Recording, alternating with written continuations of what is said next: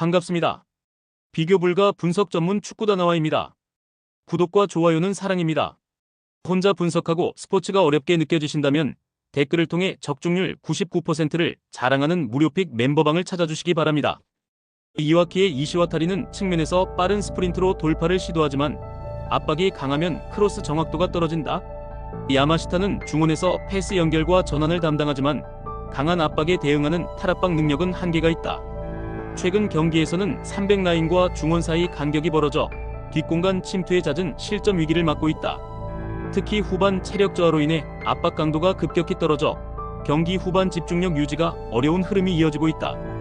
주빌로 이와타의 크록스는 측면에서 볼 운반과 연계를 원활히 하며 공간을 창출하는 움직임이 적극적이다. 우에아는 중원에서 템포 조절과 전방 압박 모두를 소화하며 전환 플레이의 핵심 역할을 맡고 있다. 최근에는 측면과 중앙을 번갈아 공략하며 공격 전개가 단조롭지 않아 상대 수비를 흔드는 데 성공하고 있다. 세컨드볼 장악과 압박 전환이 빠르기 때문에 경기 내내 주도권을 유지할 가능성이 높다. 이와키는 전방과 측면에서의 속도는 위협적이지만 전술적 응집력이 떨어지고 후반 집중력 저하가 뚜렷하다. 주빌로 이와타는 다양한 공격 루트를 활용해 경기 내내 상대를 몰아붙일 수 있는 전력을 갖췄다. 특히 전방 압박과 세컨드볼 장악에서의 우위는 경기 흐름을 완전히 원정 쪽으로 끌고 올 가능성이 높다. 결국 후반부로 갈수록 격차가 벌어지며 승부의 추는 원정팀 쪽으로 확실히 기울 수 있다. 히로시마의 저메인 요는 박스 안에서 침투 타이밍이 좋지만 과감한 슈팅 선택보다 안정적인 연결을 선호한다. 카와베는 중원에서 볼 배급과 수비 커버를 모두 수행하며 전환 시 안정적인 템포 조절이 강점이다. 최근 홈 경기에서는 전방 압박을 유지하면서도 무리한 전진을 자제해 실점 가능성을 최소화하는 운영을 이어가고 있다. 시미즈의 이누이 다카시는 폭넓은 활동 범위를 통해 중원과 측면을 오가며 공격 전환 시 볼 전개 속도를 높인다.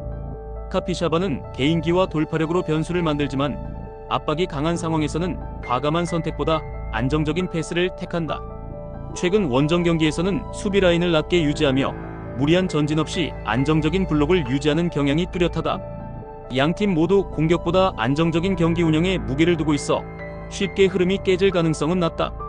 특히 후반부에는 체력 분배를 위해 속도 조절이 이루어지면서 경기 균형이 끝까지 유지될 가능성이 높다. 이번 경기는 무승부 가능성을 배제하기 어려운 전형적인 팽팽한 맞대결이다. 가시와 레이솔의 고이즈미는 중원에서 빌드업 전환과 압박 회피 능력을 겸비해 전술 안정감을 높인다. 야마다는 측면에서 폭넓은 활동량과 크로스 정확도로 공격의 폭을 넓히고 있다. 최근 홈 경기에서는 전방 압박 강도를 높이며 탈압박 이후 빠른 전환 속도로 상대 수비를 흔드는 패턴이 안정적으로 반복되고 있다. 치오난의 오노세는 측면 돌파와 중거리 슈팅이 있지만 압박이 강한 경기에서는 전진성이 떨어진다. 오쿠노는 중원에서 수비 지원을 적극적으로 하지만 공격 전환 속도는 다소 느리다. 최근 원정 경기에서는 수비 라인을 내린 채 대응하지만 간격 유지가 늦어 뒷공간이 쉽게 노출되는 모습이 반복된다. 가시와 레이솔은 홈에서 전술 완성도와 압박 강도를 결합해 상대를 몰아붙일 수 있다. 치오나는 원정에서 수비 간격이 벌어지고 압박 회피가 늦어지는 약점을 보인다. 이번 경기는 홈팀이 압박과 전환 속도에서 앞서며 승리를 가져갈 가능성이 높다. FC 도쿄의 타와라치미다는 빠른 발과 돌파로 측면에서 활로를 찾지만 압박 강도가 높아지면 전진성이 떨어진다. 하시모토는 중원에서 볼 배급과 수비 커버를 병행하지만 강한 압박에 직면하면 패스 선택이 제한된다. 최근 홈 경기에서는 공격 전개가 느려지고 후반 체력 저하로 수비 간격이 벌어지는 장면이 자주 나타난다. 가시마의 차브리치는 빠른 스피드와 드리블 돌파로 전방 압박 이후의 역습에 위협적이다. 후나바시는 중원에서 전환 패스와 압박 조율을 통해 경기 흐름을 안정적으로 운영한다. 최근 원정 경기에서도 전방 압박과 빠른 전환을 결합해 상대 뒷공간을 공략하는 장면이 반복되고 있다. FC 도쿄는 강한 압박에 전개가 흔들리며 경기 후반 수비 간격이 무너지는 문제가 반복되고 있다. 가시마는 전방 압박과 뒷공간 침투를 결합해 경기 막판에도 위협적인 상황을 만들 수 있다. 이번 경기는 원정팀이 전술 완성도와 체력 우위를 앞세워 승리를 가져갈 가능성이 높다. 마치다의 니시무라는 측면에서 드리블과 컷백으로 찬스를 만드는 유형이지만 압박 강도가 높아지면 전진성이 떨어진다. 시모다는 중원에서 전환 패스와 수비 지원을 병행하나 강한 압박을 받으면 패스 정확도가 흔들린다. 최근 홈 경기에서는 수비 블록을 촘촘히 유지하지만 중앙 압박을 당하면 전방 전개가 느려지는 단점이 있다. 비셀코베의 에리크는 2선에서 연계와 돌파를 겸비하며 상대 박스 근처에서 결정적인 패스를 공급한다. 미야시로는 전방에서 제공권과 침투 타이밍이 탁월해 한 번의 기회로 흐름을 바꿀 수 있다. 최근 원정 경기에서도 전방 압박과 중원 장악을 동시에 성공시키며 경기 초반부터 주도권을 가져오는 장면이 많았다. 마치다는 수비 조직력은 있지만 강한 압박을 받으면 전방 전개가 막히는 한계를 보인다. 비셀코베는 전술 완성도와 압박 강도, 그리고 후반 체력 유지에서 모두 우위에 있다. 이번 경기는 원정팀이 경기 주도권을 쥐고 후반에 승부를 결정지을 가능성이 높다. 나고야의 모리시마는 중원에서 전환 패스를 시도하며 공격 전개를 지휘한다. 시이아시는 중거리 슈팅과 세트피스에서 위협적이나 압박이 강한 경기에서는 볼 처리 속도가 늦어진다. 최근 홈 경기에서는 공격 전개가 단조로워지고 전방 압박이 풀리면 수비 라인 간격이 벌어지는 약점이 드러났다. 교토 퍼플 상가의 마르코 툴리오는 전방 압박과 연계 플레이로 공격 흐름을 만들어낸다. 레오 고메스는 폭발적인 돌파와 골 결정력을 겸비해 역습 상황에서 날카롭다.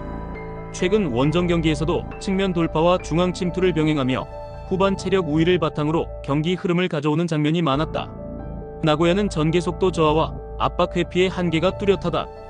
교토 퍼플 상가는 전방 압박과 역습 완성도를 앞세워 경기 후반에도 위협적인 흐름을 만들 수 있다. 이번 경기는 원정팀이 전술 체력 흐름에서 모두 우위를 점하며 승리를 가져갈 가능성이 높다.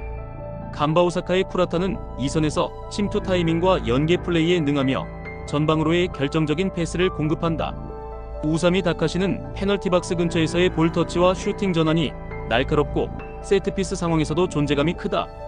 최근 홈 경기에서는 중원 압박과 빠른 전환 속도가 안정적으로 유지되며 상대를 압박해 주도권을 장악하는 흐름이 반복되고 있다. 오키야마의 아타루는 측면에서 돌파와 크로스를 시도하지만 압박이 강한 경기에서는 효율이 떨어진다. 카미야는 중원에서 볼을 지켜내는 힘이 있지만 전환 속도가 느려 역습 전개에 제약이 있다. 최근 원정에서는 수비 블록이 무너지면 재정비가 늦어 실점으로 직결되는 패턴이 반복되고 있다. 간바 오사카는 홈에서 전술 완성도와 압박 강도를 앞세워 안정적인 경기 운영이 가능하다. 오카야마는 압박 회피와 뒷공간 커버에서 약점을 보이며 후반으로 갈수록 간격 유지가 어렵다. 이번 경기는 홈팀이 압박과 마무리 완성도에서 앞서며 승리를 가져갈 가능성이 높다. 센다이의 사가라는 전방에서 침투 타이밍과 연계가 매끄러워 득점 기회를 스스로 창출할 수 있는 자원이다. 카마다는 중원에서 패스 템포를 조율하며 순간적으로 수비 뒤를 찌르는 전진 패스를 구사한다. 최근 홈 경기에서는 전방 압박의 강도와 세컨드볼 회수율이 높아 상대를 하프라인 안으로 묶어두는 장면이 자주 나온다. 특히 세트피스 상황에서의 집중력이 뛰어나 한 방의 흐름을 바꿀 수 있는 무기를 갖추고 있다. 도쿠시마의 스기모토는 측면에서 스피드를 살린 돌파를 시도하나 마무리의 정밀도가 떨어진다. 고다마는 중원에서 볼 순환을 담당하지만 압박이 강해지면 패스 선택지가 줄어 전개 속도가 늦어진다. 원정 경기에서는 3백과 윙백 사이 공간을 자주 허용하며 수비 전환이 느린 약점이 반복되고 있다. 특히 후반으로 갈수록 라인 간격이 벌어져 중앙 침투에 쉽게 무너지는 패턴이 드러난다. 센다이는 압박 강도와 전환 속도에서 상대를 압도하며 홈에서의 안정적인 경기 운영이 가능하다. 도쿠시마는 원정 수비 불안과 전개 지연으로 인해 경기 주도권을 뺏길 가능성이 높다. 홈에서의 응집력과 득점 패턴의 다양성은 이번 매치업에서 큰 무기가 될 전망이다. 결국 경기 후반으로 갈수록 홈팀이 확실히 웃을 그림이 그려진다. 야마가타의 고쿠부는 중원에서 볼 운반과 전개를 담당하나 강한 압박에 시야가 좁아져 패스 선택이 제한된다. 다카이는 측면에서 스피드를 활용하지만 수비 가담 시 전환 속도가 느려 뒷공간을 쉽게 내준다. 최근 경기에서는 수비 라인의 간격이 벌어지면서 중앙 침투와 세컨드볼 대응에 어려움을 겪고 있다.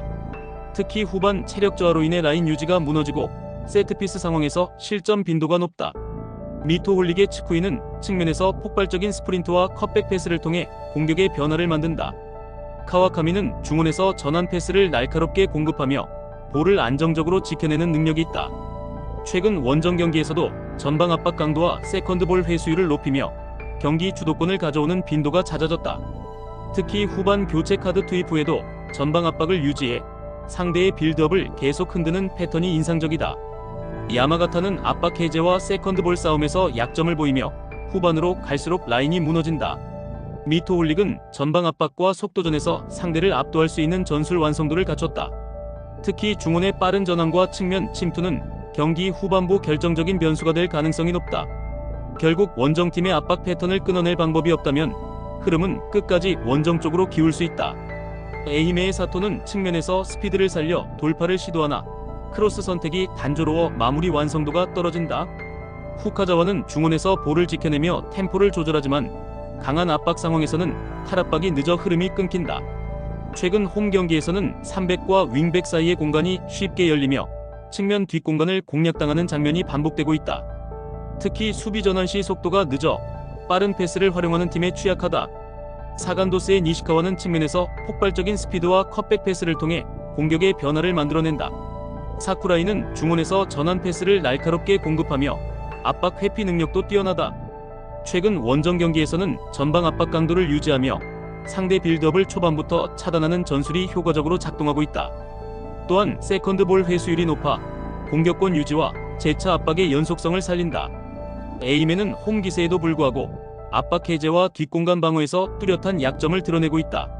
사간도스는 전방 압박과 속도전에서 상대를 흔드는 능력이 뛰어나 경기 흐름을 계속해서 틀어줄 수 있다. 특히 중원의 전환 속도와 측면 침투 빈도는 경기 후반부에 더욱 위력적으로 작용할 전망이다.